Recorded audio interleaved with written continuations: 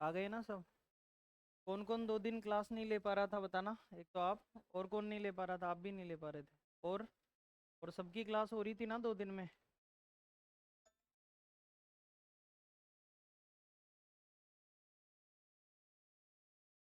ठीक है। अपन उसी टॉपिक को कंटिन्यू करें या कोई नया टॉपिक करें आज स्टार्ट? लेकिन कंप्लीट एंड नहीं हो पाएगा आज आज में। कंटिन्यू कर लेते हैं उसी को, ठीक है, क्योंकि आज आज में एंड तो हो नहीं पाएगा। क्या पढ़ रहे थे हम? विभाजकता के नियम, डिविजिबिलिटी रूल्स पढ़ रहे थे हम।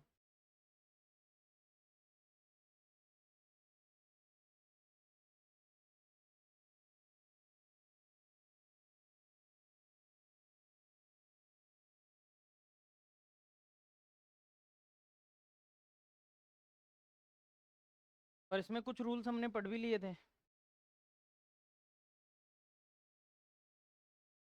कौन कौन से रूल्स पढ़ लिए थे हमने? ठीक है, बताते चलना। 2 का नियम क्या है? दी गई संख्या का लास्ट डिजिट 2 से घटे, ठीक है। 3 का नियम क्या है? अंकों का योग 3 से घटे। 4 का रूल क्या है?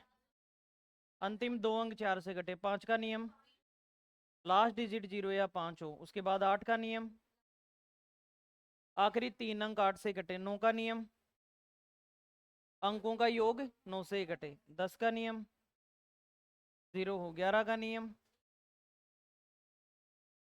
विषम स्थानों पर स्थित अंक और सम स्थानों पर स्थित अंकों के योग का अंतर या तो क्या हो, या फिर 11 की टेबल में आए। और 16 का नियम अंतिम 4 अंक 16 से कटे। एक बार फिर से सुने। मतलब ये हम कोई डायरेक्ट तरीका ढूंढ रहे हैं कि किसी भी संख्या में इनका फटाफट भाग दें तो कैसे पता लगे। तो 2 में 2 की पावर कितनी होती है? 1। 4 में 2 की पावर, 8 में 2 की पावर, 16 में 2 की पावर। जितनी पावर होती है उतने लास्ट से अंक चेक करने हैं। 2 में आखिरी अंक चेक करना है। अगर भाग जा रहा है तो पूरी में जाएगा, नहीं जा रहा तो नहीं जाएगा। दो, अगर 4 में चेक करें तो आखिरी 2 अंक चेक करने हैं 4 से भाग देके। 8 में चेक करने हैं तो आखिरी 3 अंक चेक करने हैं। 16 में चेक करने हैं तो आखिरी 4 अंक चेक करने हैं। ये बात की एक तो हमने। दूसरी, 3 और 9 को एक साथ याद कर लेंगे, जो क्योंकि जो 3 का रूल है वैसा ही 9 का रूल है। 3 में अंकों के योग में 3 का भाग जाना चाहिए और 9 में अंकों के योग में 9 का भाग जाना चाहिए। बोलो क्लियर है क्या? लाइट्स कहाँ से जलेंगे? यहाँ से लाइट जला दो, ठीक है। 3 में अंकों के योग में 3 का भाग जाना चाहिए और 9 में अंकों के योग में 9 का भाग जाना चाहिए। 5 और 10 का मिलता जुलता है। 5 में आखिरी अक्षर 0 या 5 होना चाहिए और 10 में कंपलसरी है कि 0 ही होना चाहिए।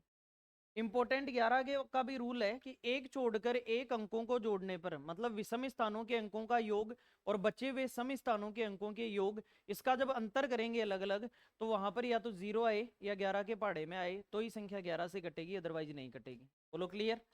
16 का नियम ये कहता है आखिरी 4 अंक कटने चाहिए। इतने रूल्स हम पढ़ चुके हैं। 7 के नियम की जरूरत नहीं होती, लेकिन फिर भी अगर आप पढ़ना चाहो तो मैं बता सकता हूँ। 7 का नियम क्या होता है? जैसे किसी भी संख्या में, जैसे 343 है और आपको चेक करना है कि ये 7 से कटता है या नहीं कटता, तो आपको क्या करना है? सामने ध्यान दो। आपको क्या करना है? अंतिम अंक को डबल करना है। अंतिम अंक कितना?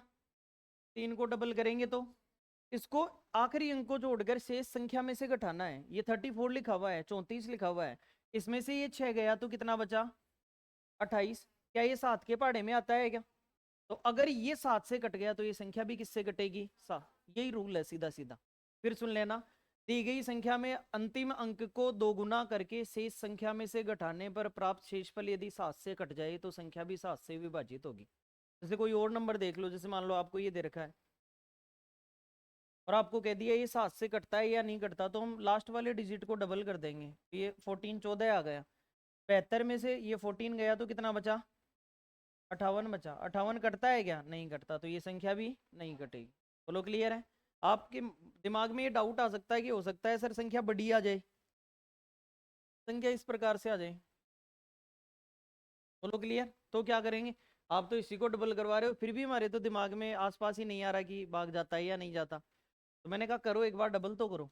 इसको डबल करेंगे तो 2 दूनी, इसको छोड़कर बाकी में से 4 घटाओ तो 12 336, 4 जाएगा तो 37 आ जाएगा। 12 300 कितना? 37। 341 में से 4 गया तो 337। फिर मैंने कहा फिर से यही चीज़ लगा दो, 7 का डबल कितना 14, और 14 को इसमें से घटा दो। अगर इसमें से 33 में से 14 घटेगा तो 1219 बच गया। 1200 कितना, मैंने कहा फिर भी नहीं समझ में आ रहा, अब फिर डबल कर दो। 9 दूनी कितना 18, तो बाकी 121 में से 18 गया तो 100 कितना आ गया 3।